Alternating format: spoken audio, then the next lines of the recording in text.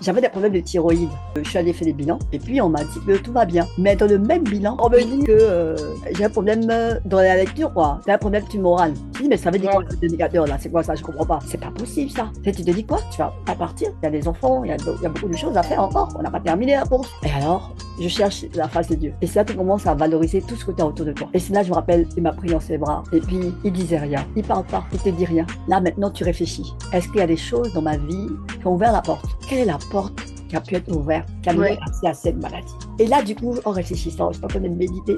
Oui. Je me dis, mais il faut que j'aille voir Dr Maud, maman Modestine, l'épouse du pasteur Ivan. Donc, dimanche, j'arrive au culte, il faut que je lui parle de quelque chose. Je n'avais pas de rendez-vous avec elle. Hein. Elle était en train de manger dans le restaurant. Elle était en train de manger avec d'autres femmes pasteurs avec qui que je connaissais déjà. J'ai eu la grâce d'être à ICC depuis les débuts. Même j'étais arrivée, même avant même que ça commence. Je reviens à l'histoire.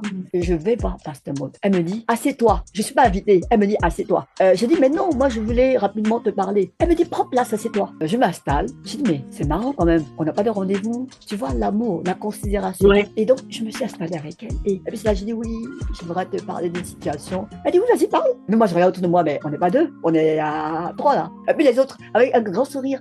Mais oui, on t'écoute.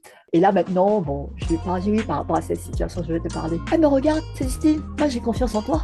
Ça va? Je dis, waouh. Parce que moi, je me disais qu'il faut que je confesse ce truc-là. Je crois qu'il y a quelque chose que j'ai pas fait correctement. Il faut que j'en parle. La Bible dit que celui qui avoue ses fautes obtient miséricorde. Quand tu mets la lumière, Satan ne peut plus travailler. Tu t'en fiches, tu parles. Et après, quand je lui dis, tu sais, j'ai fait un bilan sanguin alors que j'ai eu un témoignage et tout. Elle dit, oui, bon, ok. C'est vrai que c'est pas du style, oh, et tout. Mais de toute façon, on a confiance, on a confiance. Et c'est là que après on refait des bilans. Et puis on se dit, mais vous savez, parfois il y a des bilans qui veulent tout dire et rien dire. Et donc les bilans viennent pour te paniquer, mais en fait on est allé plus loin. Et on dit, mais non, mais c'était ça qui veut dire ça.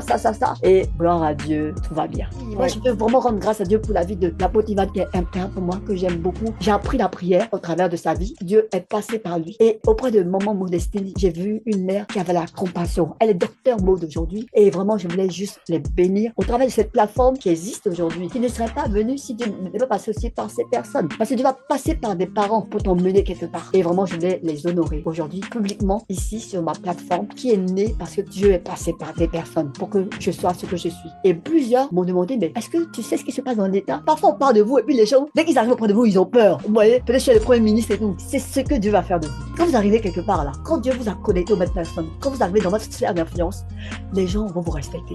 À cause du fruit, il sortira de votre témoignage.